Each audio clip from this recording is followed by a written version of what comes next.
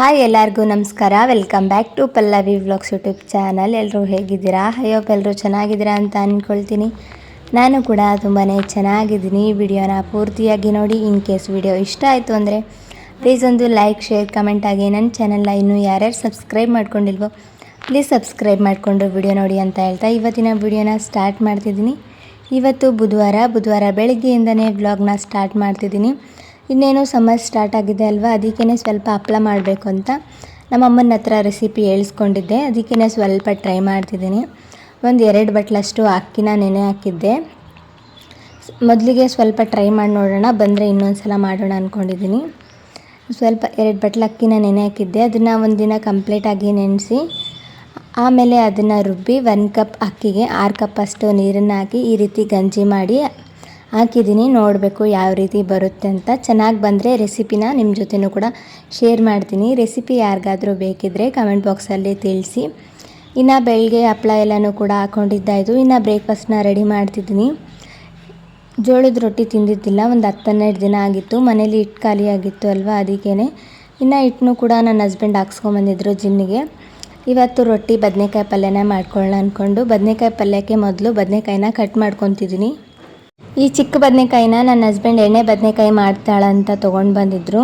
ಇನ್ನು ಈ ಬಿಳಿ ಬದನೆಕಾಯಲ್ಲಿ ಎಣ್ಣೆ ಬದನೆಕಾಯಿ ಮಾಡಿದ್ರೆ ಅಷ್ಟೊಂದು ಟೇಸ್ಟಾಗಿ ಬರಲ್ಲ, ಅದಕ್ಕೇ ಕಟ್ ಮಾಡಿನೇ ಬದನೆಕಾಯಿ ಪಲ್ಯ ಮಾಡ್ತಿದ್ದೀನಿ. ಬಿಳಿ ಬದನೆಕಾಯಿದು ಎಣ್ಣೆ ಬದನೆಕಾಯಿ ಮಾಡಿದ್ರೆ ಅಷ್ಟೊಂದು ಟೇಸ್ಟ್ ಇರಲ್ಲ. ಪರ್ಪಲ್ ಕಲರ್ ಬದನೆಕಾಯಿ ಬರುತ್ತೆ ಅಲ್ವಾ, ಅದರಲ್ಲಿ ಎಣ್ಣೆ ಬದನೆಕಾಯಿ ಮಾಡಿದ್ರೆ ತುಂಬಾ ಚೆನ್ನಾಗಿರುತ್ತೆ.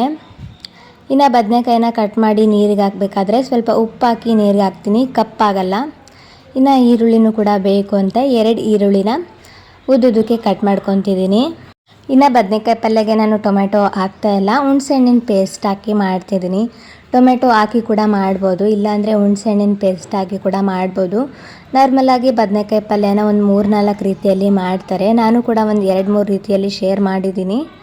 ಇನ್ನೂ ಒಂದು ರೀತಿಯಲ್ಲಿ ಇವತ್ತು ಶೇರ್ ಮಾಡ್ತಿದ್ದೀನಿ. ಅದಕ್ಕೇ ಶೇಂಗಾ ಮತ್ತು ಗುರೆಳ್ಳು ಬೇಕು ಅಂತ ಅದನ್ನು ಕೂಡ ಸೈಡಲ್ಲಿ ತೆಗೆದು ಒಂದು ಬೌಲ್ಗೆ ಹಾಕ್ಕೊಂಡೆ. ಒಂದು ಕಡಾಯಿನ ಇಟ್ಕೊಂಡಿದ್ದೀನಿ.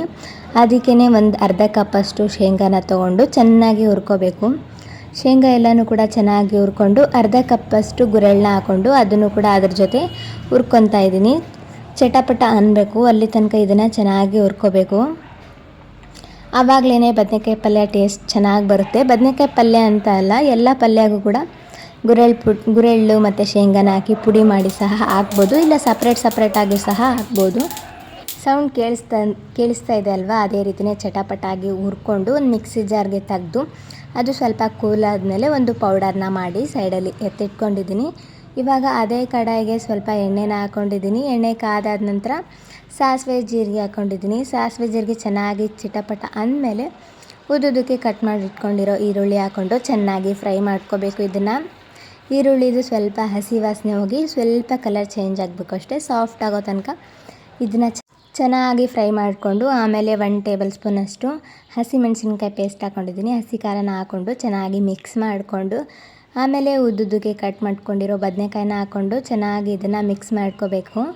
ಒಂದು ಸಲ ಇದನ್ನು ಚೆನ್ನಾಗಿ ಮಿಕ್ಸ್ ಮಾಡ್ಕೊಂಡಿದ್ದಾಯಿತು. ಇದಕ್ಕೇ ಒಂದು ಸ್ವಲ್ಪ ರುಚಿಗೆ ತಕ್ಕಷ್ಟು ಉಪ್ಪನ್ನ ಹಾಕ್ತಾಯಿದ್ದೀನಿ. ಆಮೇಲೆ ಒಂದು ಸ್ವಲ್ಪ ಅರಿಶಿನ ಪುಡಿ, ಹುಣಸೆಹಣ್ಣಿನ ಪೇಸ್ಟ್ನ ಹಾಕ್ತಾಯಿದ್ದೀನಿ. ಹುಣಸೆಹಣ್ಣಿನ ಪೇಸ್ಟ್ ರೆಸಿಪಿನ ನಾನು ಆಲ್ರೆಡಿ ಅಪ್ಲೋಡ್ ಮಾಡಿದ್ದೀನಿ. ಯಾರಿಗಾದ್ರೂ ಇಂಟ್ರೆಸ್ಟ್ ಇದ್ದರೆ ಹೋಗಿ ಒಂದು ಸಲ ಚೆಕ್ ಮಾಡಿ. ನಾರ್ಮಲಾಗಿ ಅಡುಗೆ ಮಾಡಬೇಕಾದ್ರೆ ಹುಣಸೆಹಣ್ಣನ್ನು ನೆನೆಸೋದು ಮರ್ತು ಬಿಡ್ತೀನಿ, ಅದಕ್ಕೇ ಈ ರೀತಿ ಪೇಸ್ಟ್ ಮಾಡಿ ಇಟ್ಕೊಂಡಿದ್ದೀನಿ. ಹುಣಸೆಹಣ್ಣಿನ ಪೇಸ್ಟ್ ಹಾಕ್ಕೊಂಡು ಇದನ್ನು ಒಂದು ಸಲ ಚೆನ್ನಾಗಿ ಮಿಕ್ಸ್ ಮಾಡ್ಕೋಬೇಕು. ಎಲ್ಲನೂ ಕೂಡ ಹೊಂದ್ಕೊಳ್ಳೋ ತನಕ ಇದನ್ನು ಮಿಕ್ಸ್ ಮಾಡ್ಕೋಬೇಕು. ಆಮೇಲೆ ಒಂದು ಅರ್ಧ ಕಪ್ಪಷ್ಟು ನೀರನ್ನ ಹಾಕ್ಕೊತಿದ್ದೀನಿ. ಯಾಕಂದರೆ ಬದನೆಕಾಯಿ ಕುದಿಬೇಕು ಅಲ್ವಾ, ಅದಕ್ಕೇ ಬದನೆಕಾಯಿ ಕುದಿಯುವಷ್ಟು ನೀರು ಹಾಕ್ತಾಯಿದ್ದೀನಿ. ನಾನು ಅಳತೆಯಲ್ಲಿ ಹೇಳ್ಬೇಕಾದ್ರೆ ಅರ್ಧ ಕಪ್ಪಷ್ಟು ನೀರನ್ನು ಹಾಕ್ಕೊಂಡಿದ್ದೀನಿ. ಲಿಡ್ಡನ್ನು ಕ್ಲೋಸ್ ಮಾಡಿ ಬದನೆಕಾಯಿ ಕಂಪ್ಲೀಟಾಗಿ ಕುದಿಯೋ ತನಕ ಕುದಿಸ್ಕೋಬೇಕು. ಇವಾಗ ಬದನೆಕಾಯಿ ಕಂಪ್ಲೀಟಾಗಿ ಕುದ್ದಿದೆ.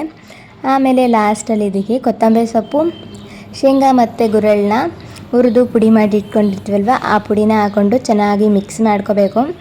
ಒಂದ್ಸಲ ಇದನ್ನು ಚೆನ್ನಾಗಿ ಮಿಕ್ಸ್ ಮಾಡಿಕೊಂಡ್ರೆ ಬದನೆಕಾಯಿ ಪಲ್ಯ ರೆಡಿ ಆಯಿತು.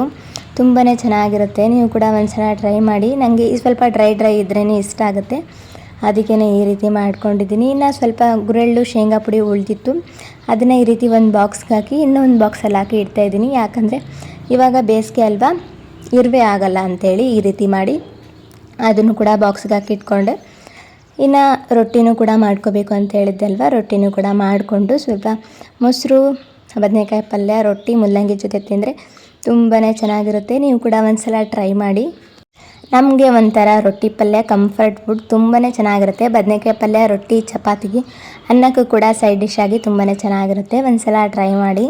ಬ್ರೇಕ್ಫಾಸ್ಟ್ ಎಲ್ಲನೂ ಕೂಡ ಮುಗಿಸ್ಕೊಂಡು ಇನ್ನು ಫ್ರೆಶ್ನಪ್ ಎಲ್ಲನೂ ಕೂಡ ಆಗಿ ರೆಡಿಯಾಗಿ ನನಗೆ ಸ್ವಲ್ಪ ಒಂದು ಮಿಷಿನ್ ಬೇಕಾಗಿತ್ತು, ಸೀವಿಂಗ್ ಮಿಷಿನ್. ಅದನ್ನು ತೊಗೊಂಡು ಬರೋಕ್ಕೆ ಹೋಗಿದ್ವಿ. ಸುಮಾರು ದಿನದಿಂದ ನನ್ನ ಹಸ್ಬೆಂಡ್ನ ಕೇಳ್ತಾ ಇದ್ದೆ ಒಂದು ಮಿಷಿನ್ ಬೇಕು ಅಂತ. ಅದಕ್ಕೆ ಅವರು ಇವತ್ತು ಫ್ರೀ ಇದ್ದರು, ಕರ್ಕೊಂಡೋಗಿ ಹೊಸ ಮಿಷಿನ್ನೇ ತೊಗೊಂಡ್ವಿ. ಸೆಕೆಂಡ್ ಹ್ಯಾಂಡ್ ಅಷ್ಟೊಂದು ಏನು ಕ್ವಾಲಿಟಿ ಚೆನ್ನಾಗಿದ್ದಿಲ್ಲ. ಅದಕ್ಕೇ ಹೊಸ ಮಿಷಿನ್ನೇ ತೊಗೊಳ್ಳೋಣ ಅಂದ್ಕೊಂಡು ಹೊಸ ಮಿಷಿನ್ನೇ ತೊಗೊತಿದ್ದೀವಿ. ಎಲ್ಲನೂ ಕೂಡ ಒಂದ್ಸಲ ಚೆಕ್ ಮಾಡಿ ಆಮೇಲೆ ಅವರು ಫಿಟ್ ಮಾಡಿ ಕೊಡ್ತಾ ಇದ್ದಾರೆ. ಟೇಬಲ್ ನಮ್ಗೆ ಯಾವ್ದು ಇಷ್ಟನೋ ಅದನ್ನೇ ಸೆಲೆಕ್ಟ್ ಮಾಡ್ಕೊಂಡ್ವಿ. ತುಂಬ ಆಪ್ಷನ್ಸ್ ಇತ್ತು. ನಮಗೆ ರೆಡ್ ಕಲರ್ ಇಷ್ಟ ಆಯಿತು ಅಂತ ನಾವು ರೆಡ್ ಕಲರ್ನ ತೊಗೊಂಡ್ವಿ. ಇನ್ನು ನನ್ನ ಹಸ್ಬೆಂಡ್ ವೀಡಿಯೋ ಮಾಡ್ತಾಯಿದ್ರು ಅಲ್ವಾ, ಅದಕ್ಕೇ ಅಂಗಡಿಯವರು ಕೇಳಿದ್ರು ಏನಕ್ಕೆ ವೀಡಿಯೋ ಮಾಡ್ತಿದ್ದೀರಾ ಅಂತ. ಆವಾಗ ನನ್ನ ಹಸ್ಬೆಂಡ್ ಅವ್ರಿಗೆ ಎಕ್ಸ್ಪ್ಲೇನ್ ಮಾಡಿದ್ರು, ಈ ರೀತಿ ಯೂಟ್ಯೂಬ್ ಚಾನಲ್ ಇದೆ, ಅದಕ್ಕೇ ಅವರು ವೀಡಿಯೋ ಮಾಡ್ಕೊತಿದ್ದಾರೆ ಅಂತ ಹೇಳಿದ್ರು. ಅವರು ಆವಾಗ ಹೌದಾ, ಓಕೆ ಮಾಡ್ಕೊಳ್ಳಿ, ವಿಡಿಯೋ ಆರಾಮಾಗಿ ಮಾಡ್ಕೊಳ್ಳಿ ಅಂತ ಹೇಳಿದ್ರು. ಇನ್ನು ಅವರು ಫಿಟ್ ಮಾಡ್ತಿದ್ರು ಅಲ್ವಾ, ಆ ವಿಡಿಯೋ ಅವಾಗ ಕೇಳಿದ್ರು, ಇವಾಗ ಯೂಟ್ಯೂಬಲ್ಲಿ ವಿಡಿಯೋ ಮಾಡಾಕ್ತಿರಲ್ವಾ, ಅದರಿಂದ ಏನಾದರೂ ಯೂಸ್ ಇದೆಯಾ ಅಂತ ಕೇಳಿದ್ರು. ಆವಾಗ ಅವ್ರಿಗೆ ಎಕ್ಸ್ಪ್ಲೇನ್ ಮಾಡಿದೆ, ಹೌದು ಯೂಟ್ಯೂಬಿಂದ ನಮಗೆ ಇನ್ಕಮ್ ಬರುತ್ತೆ, ಪೇಮೆಂಟ್ ಬರುತ್ತೆ. ಅಂದರೆ 1000 ಸಬ್ಸ್ಕ್ರೈಬರ್ ಮತ್ತು 4000 ವಾಚ್ ಅವರ್ಸ್ ಕಂಪ್ಲೀಟ್ ಆಗಬೇಕು, ಆಮೇಲೆ $100 ಕಂಪ್ಲೀಟ್ ಆಗಬೇಕು, ನಮಗೆ ದುಡ್ಡು ಬರುತ್ತೆ ಅಂತ ಹೇಳಿದೆ. ಆವಾಗ ಅವರು ಹೌದಾ, ಮನೆಯಲ್ಲೇ ಕೂತ್ಕೊಂಡು ಆರಾಮಾಗಿ ದುಡಿಬೋದು ಅಲ್ವಾ ಈಸಿಯಾಗಿ ಅಂತ ಹೇಳಿದರು. ಹೌದು ಅಂತ ಹೇಳಿದೆ. ಸ್ವಲ್ಪ ಕಷ್ಟ ಇದೆ ಅಂತಲೂ ಕೂಡ ಹೇಳಿದೆ. 4000 ವಾಚ್ ಅವರ್ ಸಬ್ಸ್ಕ್ರೈಬರೆಲ್ಲನೂ ಕೂಡ ಆಗಬೇಕು, ಮತ್ತು ನಮ್ಮ ವಿಡಿಯೋ ಅವ್ರಿಗೆ ಚೆನ್ನಾಗಿ ಇಷ್ಟ ಆಗಬೇಕು ಅಲ್ವಾ ಅಂತ ಹೇಳಿದೆ. ಅವರು ಅದಕ್ಕೆ ಹೌದು, ಒಳ್ಳೆ ಕಂಟೆಂಟ್ ಕೊಟ್ಟರೆ ಬೇಗ ಆಗುತ್ತೆ, ನಿಮ್ಮ ಚಾನಲ್ ಕೂಡ ಬೇಗ ಗ್ರೋ ಆಗುತ್ತೆ, ತೊಗೊಳ್ಳಿ ಅಂತ ಹೇಳಿದ್ರು. ಇನ್ನು ಮಿಷಿನ್ ಎಲ್ಲನೂ ಕೂಡ ಫಿಟ್ ಮಾಡಿ ಕೊಟ್ಟರು. ಮನೆಗೆ ತೊಗೊಂಡು ಬಂದ್ವಿ. ತುಂಬಾ ಚೆನ್ನಾಗಿದೆ ಮಿಷಿನ್ ಮಾತ್ರ, ನನಗೆ ತುಂಬಾ ಇಷ್ಟ ಆಯಿತು. ನಮ್ಮೂರಲ್ಲಿ ಒಂದಿತ್ತು, ಅಲ್ಲಿಂದ ಇಲ್ಲಿಗೆ ತರೋಕ್ಕಾಗಲ್ಲ ಅಂತ ಹೇಳಿ ಒಂದು ಹೊಸ ಮಿಷಿನ್ನೇ ನಾವು ತೊಗೊಂಡ್ವಿ. ಇನ್ನು ಮನೆಗೆ ಬಂದು ನನ್ನ ಹಸ್ಬೆಂಡ್ಗೆ ಹೇಳಿದೆ, ಪಿಜ್ಜಾ ತಿನ್ಬೇಕು ಅನ್ನಿಸ್ತಾ ಇತ್ತು ನನಗೆ. ಅದಕ್ಕೇ 2 ಪನ್ನೀರ್ ಪಿಜ್ಜಾನ ಆರ್ಡ್ರ್ ಮಾಡಿದರು. ಅದು ಕೂಡ ಬಂದಿತ್ತು. ಮನೆಗೆ ಬಂದು ಮಿಷಿನ್ ಎಲ್ಲನೂ ಕೂಡ ಸೆಟ್ ಮಾಡ್ಕೊಳ್ಳೋ ಅಷ್ಟರಲ್ಲಿ ಪಿಜ್ಜಾ ಕೂಡ ಬಂದಿತ್ತು. ನನಗೆ ಪನ್ನೀರ್ ಪಿಜ್ಜಾ ಅಂದರೆ ತುಂಬಾ ಇಷ್ಟ, ಅದಕ್ಕೇ ಪನ್ನೀರ್ ಪಿಜ್ಜಾನೇ ತರಿಸಿದ್ದಾರೆ. ಇವಾಗ ಅದನ್ನು ಓಪನ್ ಎಲ್ಲನೂ ಕೂಡ ಮಾಡಿ ಪಿಜ್ಜಾನ ತಿಂದ್ವಿ. ನಿಮಗೆ ಯಾವ ಪಿಜ್ಜಾ ಇಷ್ಟ ಅಂತ ಕಾಮೆಂಟ್ ಬಾಕ್ಸಲ್ಲಿ ತಿಳಿಸಿ. ನನಗಂತೂ ತುಂಬ ಇಷ್ಟ ಈ ಪನ್ನೀರ್ ಪಿಜ್ಜಾ, ಅದಕ್ಕೇ ಯಾವಾಗಲೂ ನನ್ನ ಹಸ್ಬೆಂಡ್ ಈ ಪನ್ನೀರ್ ಪಿಜ್ಜಾನೇ ತರಿಸ್ತಾರೆ. ಇದ್ರ ಮೇಲೆ ಸ್ವಲ್ಪ ಚಿಲ್ಲಿ ಫ್ಲೇಕ್ಸ್, ಆರ್ಗ್ಯಾನೋ ಮತ್ತು ಕಿಚಪ್ ಕೊಟ್ಟಿದ್ದಾರೆ ಅಲ್ವಾ, ಅದನ್ನು ಹಾಕ್ಕೊಂಡು ತಿಂದ್ವಿ. ಹಾಗೆಯೇ ನಾನು ಈ ವ್ಲಾಗ್ನ ಇಲ್ಲಿಗೆ ಎಂಡ್ ಮಾಡ್ತಿದ್ದೀನಿ. ಕೊನೆ ತನಕ ಯಾರೆಲ್ಲ ವಿಡಿಯೋ ನೋಡಿದ್ರೆ thank you so much. Vlog ಹೇಗೆ ಅನ್ನಿಸ್ತು ಅಂತ ಪ್ಲೀಸ್ ಕಾಮೆಂಟ್ ಬಾಕ್ಸಲ್ಲಿ ತಿಳಿಸಿ. ಸಿಗ್ತೀನಿ ನೆಕ್ಸ್ಟ್ ವ್ಲಾಗಲ್ಲಿ. ಅಲ್ಲಿವರೆಗೂ take care, bye. Thank you for watching. ಹೀಗೇ ಸಪೋರ್ಟ್ ಮಾಡ್ತಾಯಿರಿ. Thank you.